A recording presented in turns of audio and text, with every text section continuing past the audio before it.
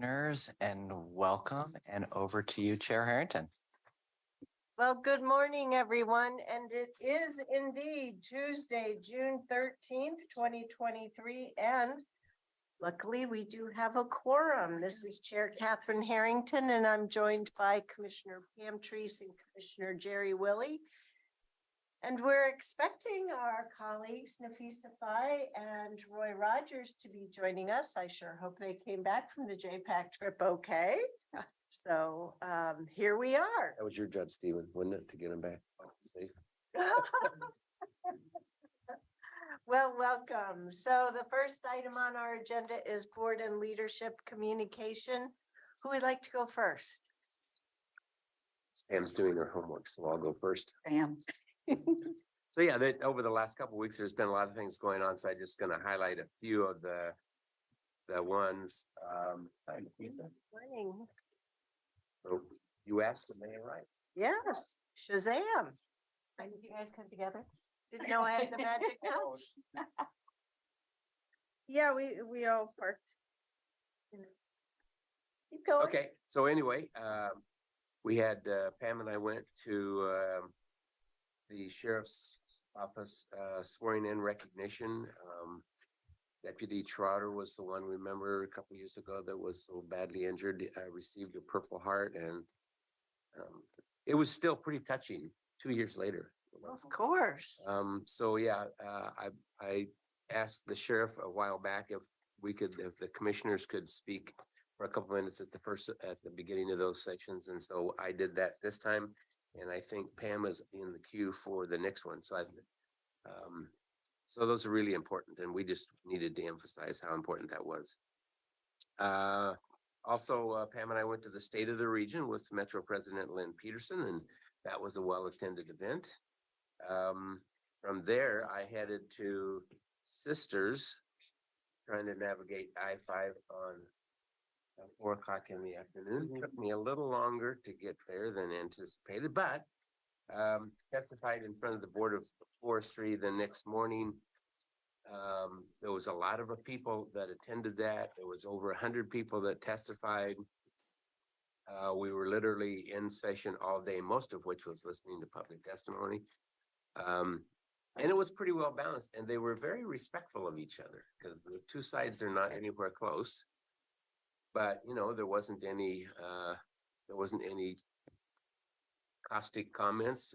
Everybody was very respectful. It was a well-ran meeting. And then that night I went to a social with the Board of Forestry, and so I got to know the board a little bit more personally. So that worked out really well, and we'll continue to work with them. The costumes.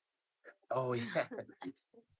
Several of the people that were testifying dressed the part. So one was speaking for the salmon population, so she had a huge salmon head on here. We had Smokey the Bear was standing up and said, "What about Brenda?" or something, and I could never figure out what that was all about. But anyway, Smokey was there. Oh. Yeah, I think there was 4 or 5 really good costumes, and I used a 3-legged stool analogy, and I thought well, if everybody's going to dress up for the part, I should have a stool that only had 2 legs. And anyway, I didn't, so I didn't prepare for that. But it was well worth the time over there, and I came back Friday in time to do the Council Creek 3-mile walk from Cornelius to Hillsborough. So Tanya was with me, and Megan was our driver for those who didn't want to go across the trestle. And so it was a good walk. We're going to schedule the other half, which is probably more complicated for the preparation of the trail. We're going to do the other half sometime this summer. But it was a good event, and it was fun to see walk the trail. It was interesting. I think we had 4 people comment as we were walking down the trail. You know, they were driving by in their car, and they'd say, "Yeah, get that trail built," and then somebody else would say, "No, don't build that thing." And we had one particular irritated neighbor that came out and gave Mayor Deland of Cornelius a earful about how he didn't want it there. But anyway, it was good to physically see what that trail, with the walking down the rail line, I guess, of that trail. So that was good. So a bunch of other things, but I think that's all. I'll turn it over to Pam. Thank you. It's always nice to have Commissioner Willie go first because then I get to check off things that I don't have to talk about.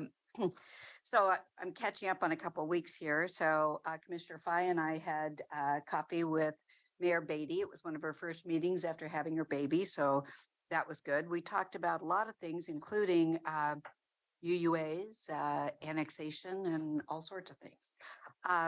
Impact, the agenda included an update on the Oregon housing needs analysis, an update on the high capacity transit strategy, and an update on the 2023 RTP. This next impact is going to be in person, so I'm looking forward to that. And I'll be reporting out as to what the agenda will be. I had a meeting with Beaverton School District, and it was really to clarify for my information on the sale of surplus property on 174th. And there's been a lot of community concern about that. In fact, I didn't attend it last night, but there was a CPO meeting for number 7, and they discussed it last night. So it's basically that they bought the property thinking that the school district would grow. It was targeted, and with the changes that have happened over the past 10 years, it's just not required, and that's why it's being sold. I checked in with Representative Helm. He appreciated the letter that I provided to him on the Willamette Water Supply Project. Acre meeting, we tried to get this was while you were gone, we tried to get a quorum together to vote on 2 new acre members to put forward for board approval prior to the retreat, because the group thought that it would be better to have those people come to the retreat, but we couldn't get quorum. It was pretty difficult to get that put together. So that did not happen, but they will have their nominees, will vote, and then we'll come after the retreat for your approval. I attended the PG community dinner. It was a pretty robust conversation, really about future of energy, as you might imagine. And it was with elected leaders and the PGE board. The PGE board is, they're really smart people. Yeah, they're people who've had a lot of experience in the energy industry. So, and also people who've had experience in the community at large. So there were good questions and there were good discussions. I had Lynn Peterson at the table that I was in, and we had some questions to answer first. And as Lynn does, she had an opinion about a lot of things, and I have to say I agreed with most of those. So speaking of Lynn, as Jerry mentioned, I attended the State of the Region. What he didn't say is that I made him sit in the front row with me. What were the key messages for the State of the Region? Or any sense that you 2 got out of it? For me, it was that there is a lot of work to be done, and there's a lot of work in relationship. She focused on collaboration as a key message there, and infrastructure as a whole, all parts of infrastructure in relationship to the region. So it was. Is there anything that you would add to that? Yeah, she spent quite a bit of time on the SHS money, shelter housing money, and the affordable housing money, what we'd done as a region with those 2. A lot of positive outcomes. Yeah. And she was careful to say that several, how did you put it? A couple of counties have really excelled. So, and it was clear that we were one of the couple. So it was also clear which one wasn't. Yeah. So that's really unfortunate because Clackamas County has done some really good things. It was, I think she was addressing maybe what she's hearing in the media. I mean, not to be ignored. So, Okay. so it wasn't, there wasn't a lot of dwelling on that. So, but it was very positive. But I think the need that she put out there was the fact that we have to look toward infrastructure, including broadband. So that was really, I believe, her message there. I attended a Women in Service wrap party. And if you remember, we celebrated the 75th anniversary of the integration of women into the service recognition. And this was the same group of people, only a lot of women who have served, and it was really well done. And our Disability, Aging and Veteran Services Department did a great job. I was really proud to be a part of that. So it was really good. Mayor Beatty emceed, and the Oregon Department of Veteran Affairs Director Kelly Fitzpatrick was also there. So it was really nice and made me feel really proud. I attended the Communities of Color soiree, and that's what they called it, was the soiree on Friday night. And that was, it was a large crowd at the World Forestry Center. So thank you to Clean Water Services for inviting me to attend that. And we had people from, I think Public Health also had people, they gave tickets to different individuals as well. So it was a very, very nice event, big, lots of people there outdoors at the World Forestry Center. On Saturday, I joined Commissioner Fye and celebrated the graduates of the program at Civic Leaders graduation. It was focused on African-American women, and it was really, really powerful. It was very powerful. But what was interesting to me, and I'm going to say it because I don't think Nafisa will, and that is that I spoke and they were very receptive and very, appreciative. And when Nafisa spoke, I raised my hand and said, she was Ask a lot of hard questions. I said to her, would you please talk to us about what it's like to be the first Black Muslim woman on the commission? And the faces in the crowd just really lit up, and the questions started coming, and it was really clear to see we talk about seeing yourself in others. And boy, it really was that for me with watching Nafisa there. So that was very cool. Yesterday was our AOC meeting, and I thought maybe I'd be, driving my car to the ER with Catherine since she was so jet lagged, but she did great. She stayed awake the whole time. And the legislative committee, we talked about HB 2054-2. That's adding deputy DAs to the police and fire for PERS. And the vote was to continue to stay neutral on that, which is, I believe, in our best interest. The board of directors. However, the bill did pass out of Ways and Means unanimously. And in addition, Senator Steiner committed to bring forward adding the district attorneys themselves in the interim. So we'll be starting off next budget year with at least $250,000 plus impact just from that. We had a special meeting on the Budget and Finance Committee, and that was to look at our dues. So, and that was where we pled our case, if you will, in relationship to the due structure. And I believe that the entire group was hearing our story finally. And it hasn't felt like that up until, for me, up until it was actually last night.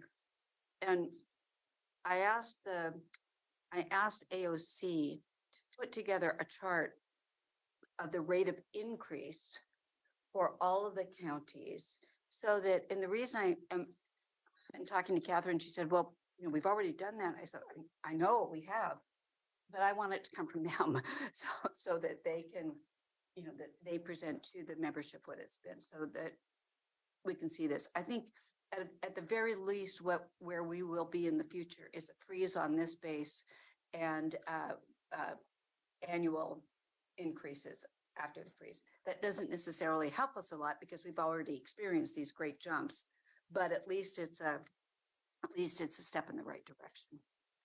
And if there's anything else from AOC that you'd like to talk about, please feel free. This week, I was invited to attend the WA Transportation Committee meeting. So do you go in person to that? You go online? This one I have Okay, I, relatives in town, so that's one. okay.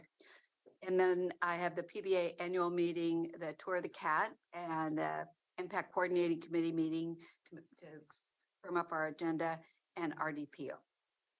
Sorry, What's our DPO focusing on these days? it's still been a lot of legislative type of work and that's the main focus.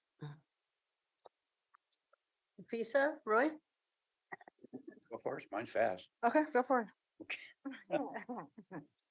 You know, pardon me, last week we spent the week in DC and I did that. He had asked me if I wouldn't join the group. I felt a little bit like I was going to be like Prince Harry and the spare, but it didn't work out quite that way. I appreciated your hospitality, inclusion, in a lot of the events. It's no secret for those who have been on these trips before. This looks like a pretty bunch of new faces. I mean, there's a lot of new people traveling. Had an opportunity to talk to several representatives I know pretty well, and Did you get to see our full delegation?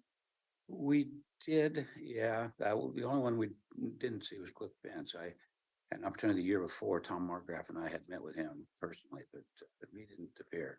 But he was the only one. Lori wasn't there, but I saw her out at the airport and got to spend a little bit of time. I've known her a long time, and so it was nice. Half the delegation was on the plane with us. Yes, yeah, yeah. I also would say that about Nafisa, she did a really nice job representing the campaign. So you should feel comfortable with her doing that. You did a good job. Yeah. Our staff, as usual, I was pleased that they were herding cats. A lot of new mayors, a lot of new faces. Stephen, you and Aaron did a great job of framing it up. And as I mentioned, I had a couple of ideas for you how to maybe frame it up some more, because it's as Earl Blumenauer told me on 3 different occasions at 3 different events, all in private time. You guys need to be a little more crisp. He wasn't just saying us; he was saying the region needs to be a lot more crisp. And so, anyway, that was my week. Other than I went to granddaughter's high school graduation on Friday night. And it was, yeah, it's kind of nice. I usually hear these kids are not quite up with the beat that all of us who were baby boomers and then those right beyond us, but pretty motivational. These kids are doing all right. So that's good. I have a little hope that maybe the sun will shine a few more days. So that was a nice event. Well, it's wonderful to have high school and college graduations fully in person this year. It was, yeah.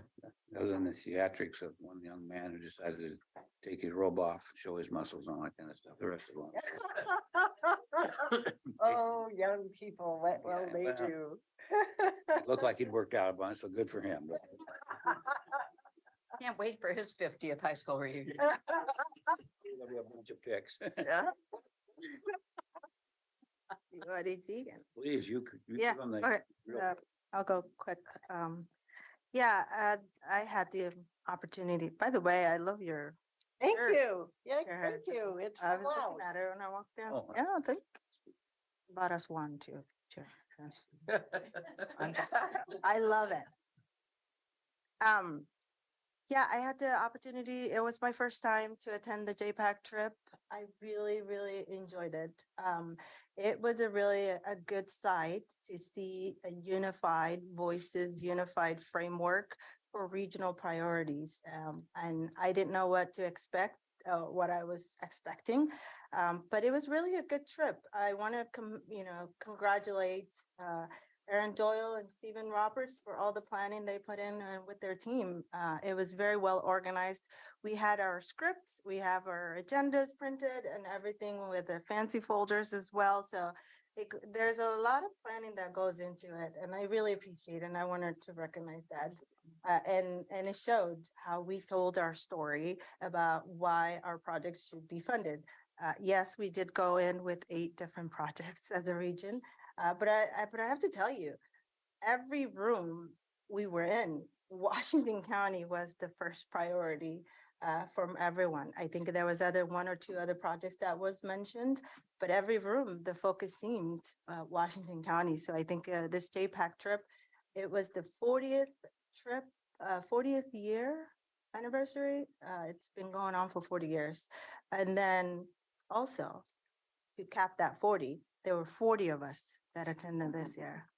So TriMet Metro Washington County, congratulations. I'm very impressed and I look forward to next year. I can't imagine not having going into more wins and more asks.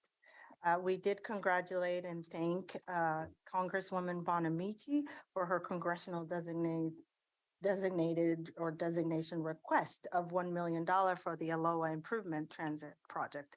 So we did, and she was really grateful, because our delegates appreciate when we, also appreciate. And they also really like when we go visit them. So it was a really good trip. And so look forward to TV Highway. And then our problematic intersection that we talked a lot, which surprise, surprise. And by the way, if that problematic intersection, I should probably name it since Don't have for our residents. That's what I think Bonamici feels the same way. She lived there for 30 years. She said, I'm referring to the Beaverton Hillsdale Highway, Olson Road and Shoals Ferry Road intersection. I think many Washington County, especially people that live in that area or travel through that intersection, know how problematic that intersection is. And it was really wonderful to hear our Congresswoman Bonamici say less. I've lived there for 30 years. It's a priority. So that was really, it's a good win for Stephen Roberts, I think, because then now there's a intentional focus and effort for Washington County and our residents. And I say Stephen Roberts because he's our director for land use and transportation. But win for Washington County. And then, so that was a great trip. Thank you. I think it was really good to have the expert with us too. So I appreciate that. And then I had AOC, I think Chair Harrington and you were in the room when they gave the updates, but the HHS Steering Committee, which is the Health and Human Services Steering Committee for AOC, it was a very light agenda, but I do want to call out our staff. Nick from Washington County did a great job of presenting our CAT project. And he really did a really good job of, he was up against the time. He didn't have a lot of time because these, things get planned and then presentations get to be shortened. But he did a really wonderful job of hitting the key points of the intention in the plan and the design and how we're going in with a really intentional with starting with our design, because sometimes designs are could cause unintentional problems in the future. So it was a really good presentation. I really enjoyed it. I didn't have anything to add, but he covered it very well. And I know he said, Commissioner Fye, do you want to add? But when somebody does a really good job, there's no room to, so congratulations and good job. And I look forward to that tour as well. And I also attended the Family Justice Center event. Aaron Calvert is a board member. And that was really, I don't know if it was after the JPAC trip or before, but I really enjoyed it. And one of the things, last year was my first time, this year is my second time.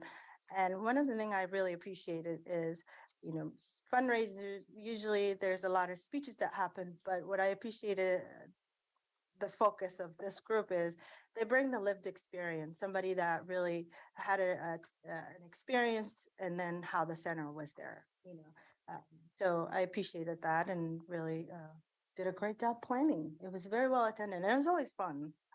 I don't have that kind of money to compete, but I was able to contribute some, I have to say, from my personal. And then this week we have JPAC meeting.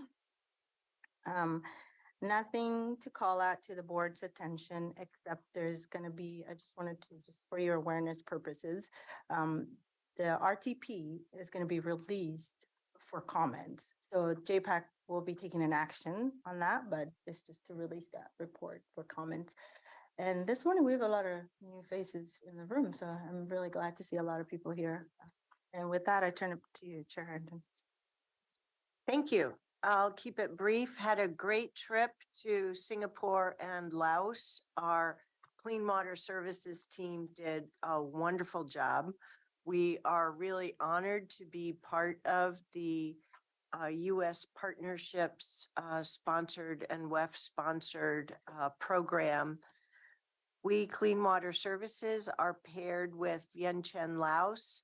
Miami, Florida is paired with Cebu City in Cebu, Philippines. Milwaukee, Wisconsin is paired up with Phuket, Thailand. San Francisco, California with Ho Chi Minh City, Vietnam.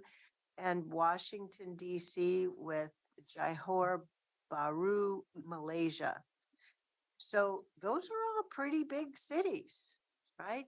So we are in very good company, all very present in both U.S. associations as well as international.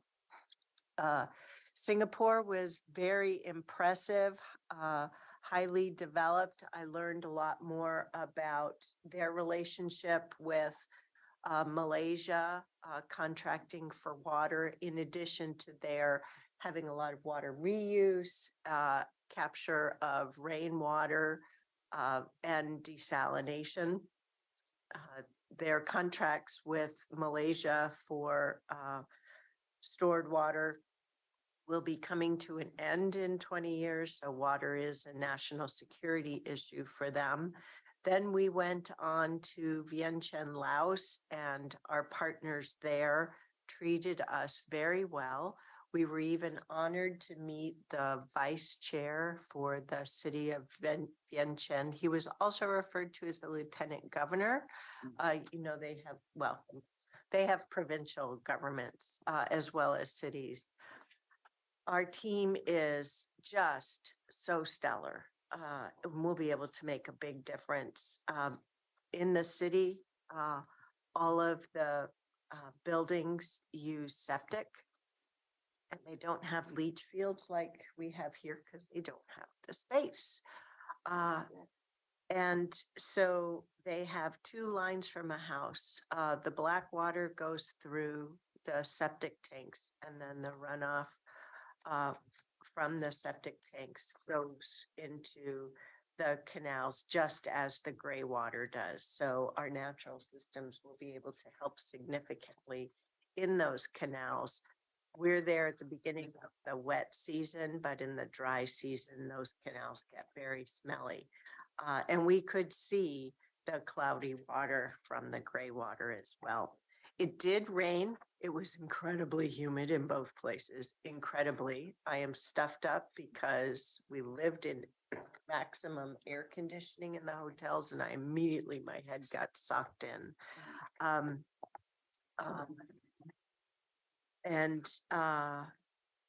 Anyway, I digress. Hot and humid. I'm so glad to be in the very dry Oregon air. Yesterday, I felt like I was in Arizona by comparison. Do they not have treatment systems there? They do for drinking water, But not for septic? but not for, no. They're building through a Hungarian contract, their first ever wastewater treatment plant. So we toured that as well as touring various canal sites. So it was a very interesting trip, and the delegation will be back here just before WEFTEC. So we'll get to host them again. As Commissioner Treese mentioned, we had AOC Day yesterday, which was the Legislative Committee and the Board of Directors. She's the AOC District 8 Chair, and as always, did a great job representing the 3 counties that make up District 8. The Legislative Committee was, I thought, interesting for regional solutions. The Regional Solutions Director, Amelia Porterfield, is continuing as the rep for the Metro region. The governor recently went to Tillamook and Clatsop counties and met, and I asked our colleagues how those trips were going per county, and were they able to be engaged with the governor or not. And I'm really glad I asked, because it helped inform Amelia or Ms. Porterfield, as well as one another. Um, for the legislative session, Mallory Roberts, the legislative director for AOC, talked about the session, then they're hiring a new staff member, and then an interim update. I did not know this until yesterday that constitutional sunny die is Sunday, June 25th, and they even need a quorum for that. And they're not sure they're going to have a quorum. So the governor may be reconvening the session on the 27th. Exciting times. So we did go over several different recommendations from the various steering committees. Had the most discussion, I think, on the bill that Commissioner Treese mentioned. Then through the Board of Directors, the membership exchange program is going through its very first year, and they're kicking off applications for the second year. They have increased revenue from business partners, so that's good. For the NACO trip, for those of you who may be attending, the AOC member guide will be coming soon. Derek DeGroot, the president, was pitching the annual legislative retreat and board of directors retreat, which is being held down in Klamath County in September. He pushed it so many times. And I finally just, instead of being polite and telling him I wasn't going to be going, I finally just point blank said, no, we can't afford it, period. So he's not too happy with that. Craig Pope was the president of AOC about 4 presidents ago. Polk County. And he spoke with Commissioner Treese and I afterwards and really remarked about how he appreciated our messaging of cost containment for counties. And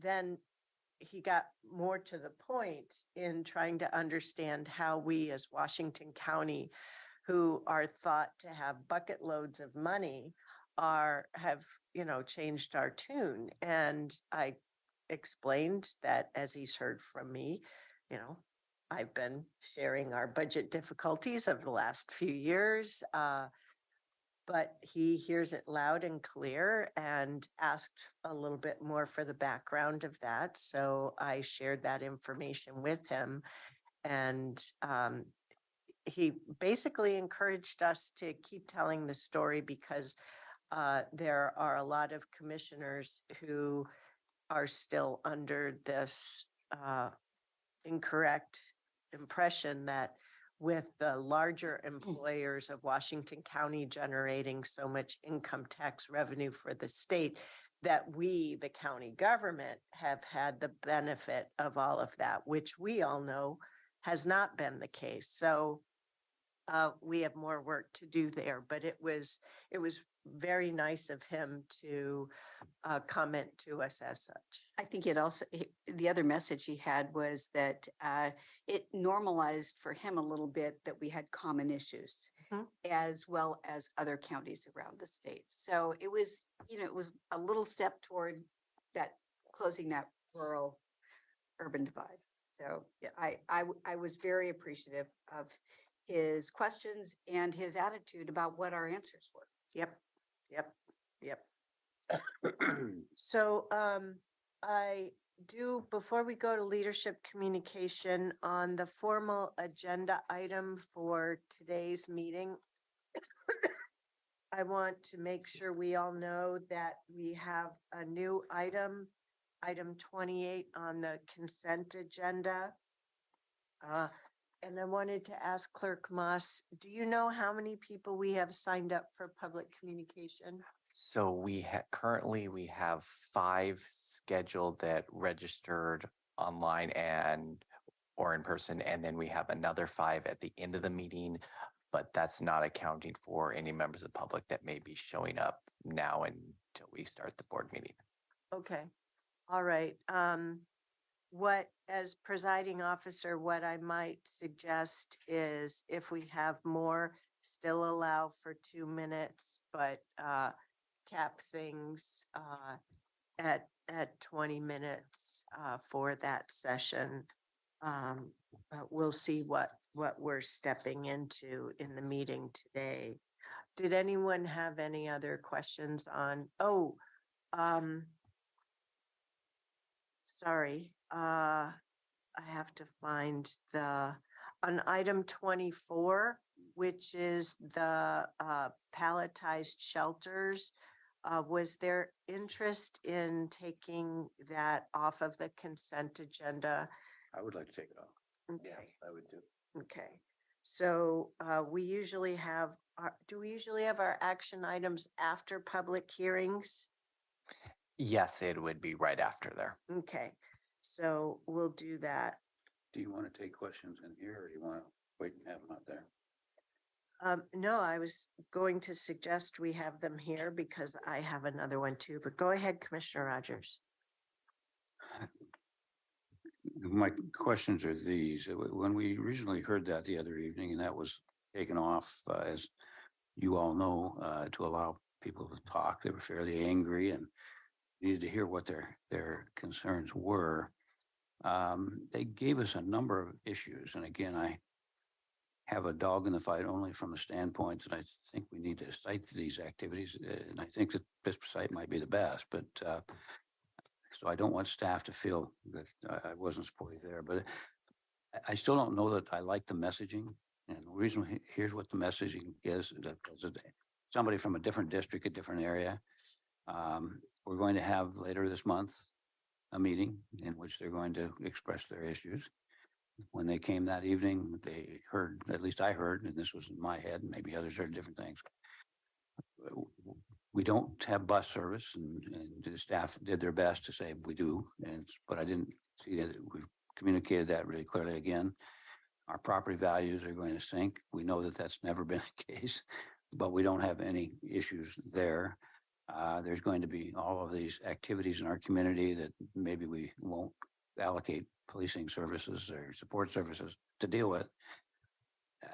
We've spent a lot of time, and Marnie, again, this is no criticism, but I'm just saying you did what you have to do, but it spent a lot of time saying, the governor said we had the right to site where we want, and we're just buying these units because we're going to send them somewhere. I think we, with a different messaging, could get over the line, but that's just my impression. So my questions are these. One, why are we doing now this particular purchase item? Why don't we wait until after you have your meeting in a week or two? That's number one. Number two, is there going to be a factual sheet that's public, not what you've been doing internally, but public, that answers some of those basic core questions so that we don't sit there and look flat-footed. And I know you're not flat-footed, nor your staff, but they're very good, but it looks flat-footed. You know, they have all these concerns and we've never taken them into consideration. So that's my question. So before you start on that, I realize, you sent us an information packet late yesterday, and I did read the email, though I didn't have the brain power to read each of the documents. Could you start with summarizing that information for us and what will be public facing specifically before getting into? Some of those things they said were not, they're only internal at this point, not external. Yes. For the record, my file and any administrators. Thank you for your question. The agenda item today is to purchase the pods, the palletized pods that we can use in various locations. So it's a separate issue. Again, I would offer that this board sets the policy for how we determine a site. and we're happy to come back and have further conversation. But we have updated materials. We have put materials, we have been distributing these materials for a couple of weeks now that talk about how the sites are selected. It talks about what the provider offers on the site, including fencing, security, 24/7 access. We have information about connecting to services. So I think that what we hear is that people are upset that we don't go to the community, to the neighborhood and say, would you like a shelter at this site? And that's true. We don't do that. Once we've selected the site, then we go to the neighborhood and we say, we're putting a shelter site here. What are your concerns, and what can we do to be good partners in this? What reassurances, what services, what do you need to feel more comfortable? We do address questions like, my property value is going to go down, but you have been in front of me when I've cited data or information and people say, well, I don't believe it. They believe that their property values are going to go down. There's no evidence that temporary shelter siting reduces property values. And I think that the really important reminder is we're also bringing the ordinance for camping to this board in June. And that ordinance, if we don't have shelter available, we will continue to have encampments and camping. And so we're trying to move both of these processes forward so that we do have shelter sites, so that we can close down and prohibit camping and encampments in Washington County. So Let's that's talk one of the about some goals. brass tacks and process for today. We're going to have this as an action item. Are there any staff preparations for having a short presentation about that? This is specific to purchasing palletized shelters. And as an aside, here is the process that we use for identifying where shelter sites are, how the process works for engaging the community for a neighborhood plan. If that presentation isn't already ready, then I will speak to what as an overview of what it is, and we'll direct people to the Washington County website for the information. And that is assuming that the website has already been updated as your email reflected. Thank you, Chair Harrington. So staff did learn this morning that we would likely be asked to make a short staff presentation.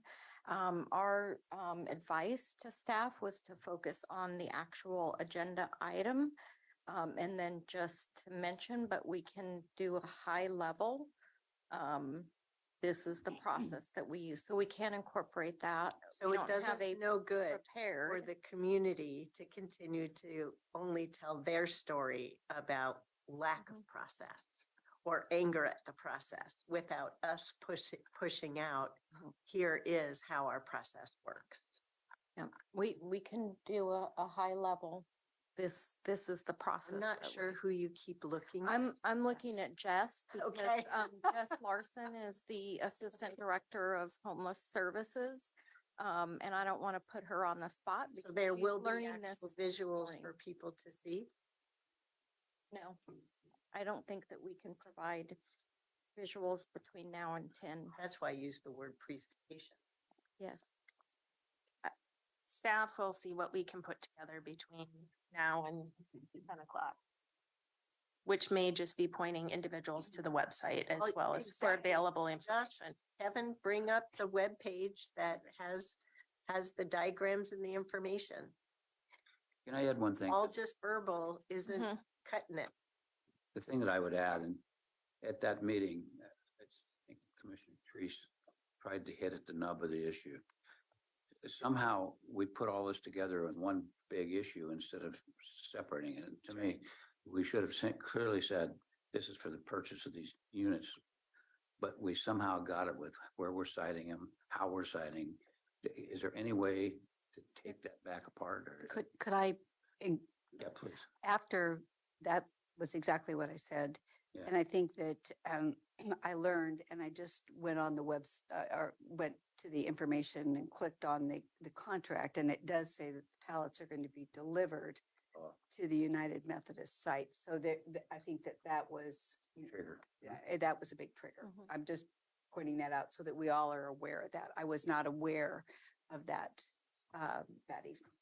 That doesn't mean that they'll be used there, but it is. you But know, they did point only. that out in their testimony. Right? Mhm. Well, and unless this board directs differently, the intent is that Used there. we would use the, So no one is suggesting that, Mhm. rather,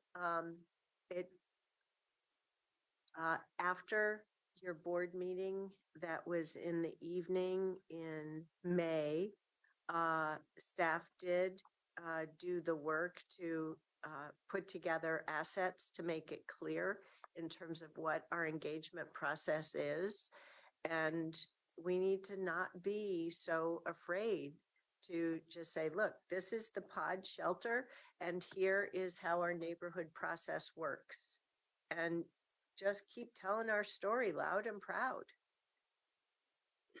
You know, our staff's doing good work. And we're going to keep doing good work. The other thing that I will be correcting is Heartwood Commons is an affordable housing solution. It's not a homeless shelter. And that's our story because that's the fact. And people are living there and thriving there. And we're going to keep helping people thrive. So if I could just ask a question, Marnie, this, you know that I've got this scope of work. And it says draft on it, so I'm not sure if we've approved this or if it's just a draft or what, but this outlines what our agreement or what our expectations of how the camp's going to be ran and some of the parameters. I would think this might be a good document to hand out to them. If it truly is a draft or if it isn't a draft or whatever, but Our website has a neighbor agreement on it. this is a, That's with the vendor Open Door. yeah, this is an alternative shelter program attachment scope of work. And Yes.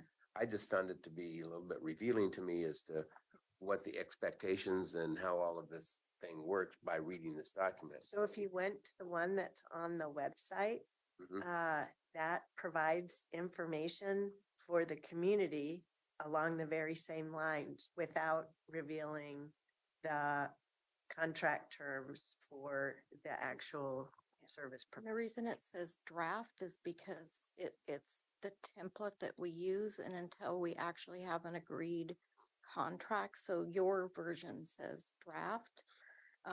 Because it's a draft until we finalize a contract, so it's a Mhm. template. Well, I just saying it's just good information if we could direct them to have something like that. And we have that information on the website. It's not the actual contract, but Okay. those, like, the requirements of the vendor are included on the website. Chair Harrington, I have a question for you, Marnie. No, I think as of now, I'm not yes, sure, that's what the. but somebody correct me if I'm wrong. I'm saying.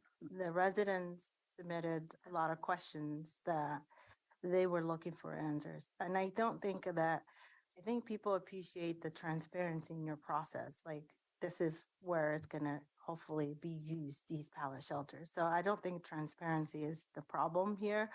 I do think that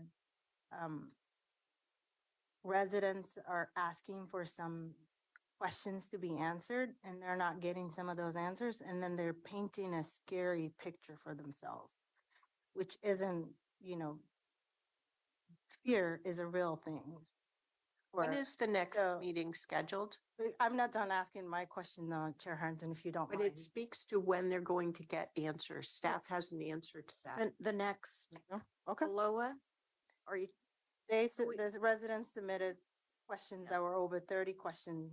They haven't received any answers to any of those questions. Some of them are on the answer. I found them. Some of the FAQ that was published, but not all of them. well, I'm not, so the next meeting, the next public meeting in Aloha, I believe is June 26th. They will get answer them.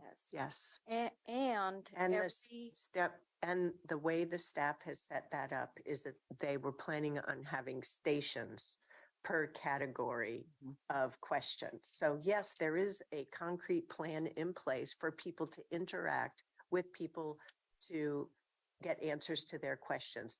If, however, people get as abusive as their emails are, we're going to have to help people step aside. and I guess I would add that, we've had several meetings with the community in Aloha and answered questions, and every written constituent letter that we get, we do respond to. So I'm not sure if people are feeling that we're not answering the questions, and we should probably have a conversation. I think sometimes we're not giving the People answer. the answer that they people want to hear. But That's right. I'm not,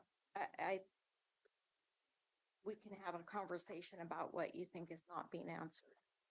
I think just to be fair, to the constituents out there, I think they submitted list of questions, and I think they're expecting the list of questions because I live in a congregated neighborhood, but if my neighborhood is emailing you and you're answering to them, it doesn't mean that I see that answer yet.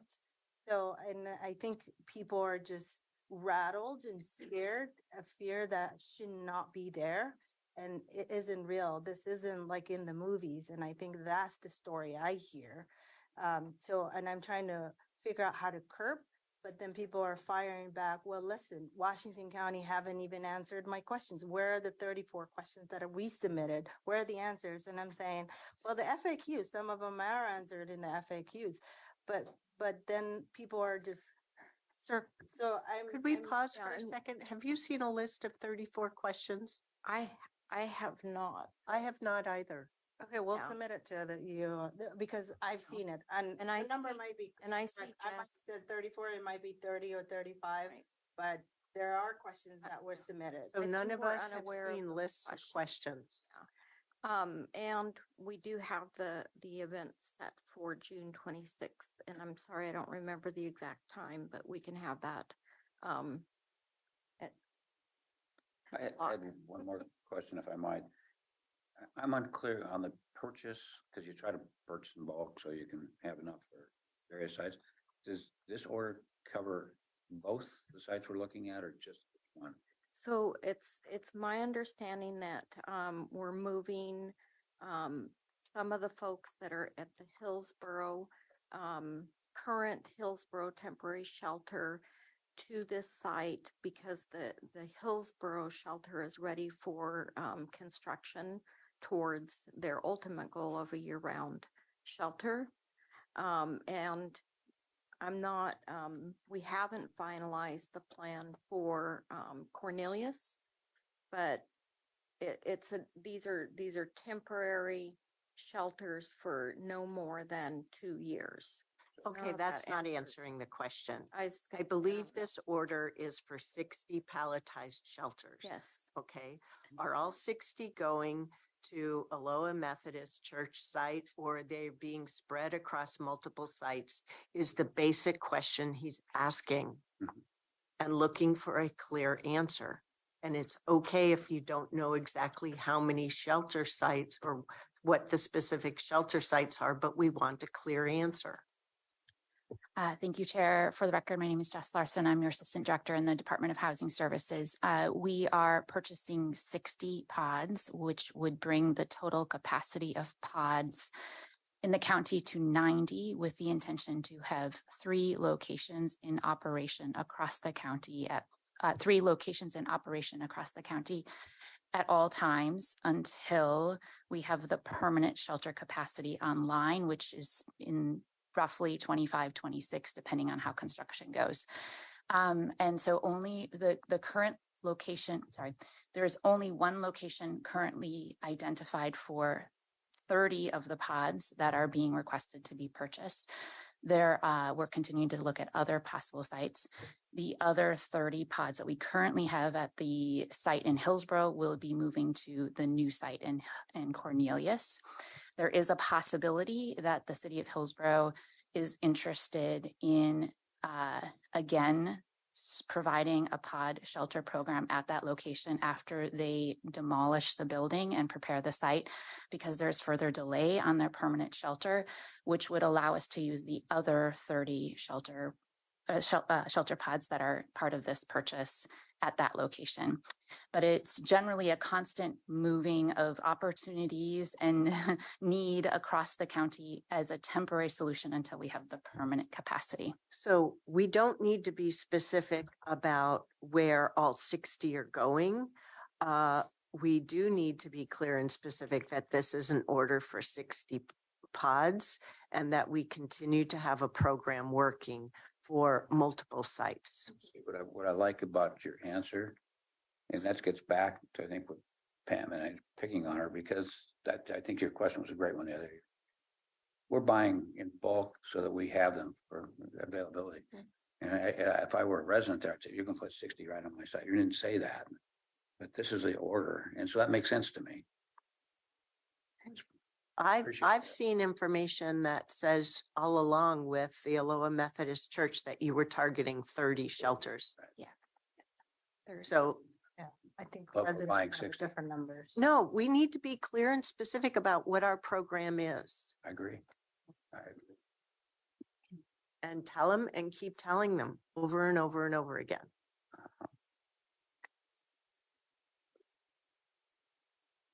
So, are there any other questions on today's business agenda? Terrific. We will come back to leadership communication when we reconvene the work session after our business meeting. Thank you.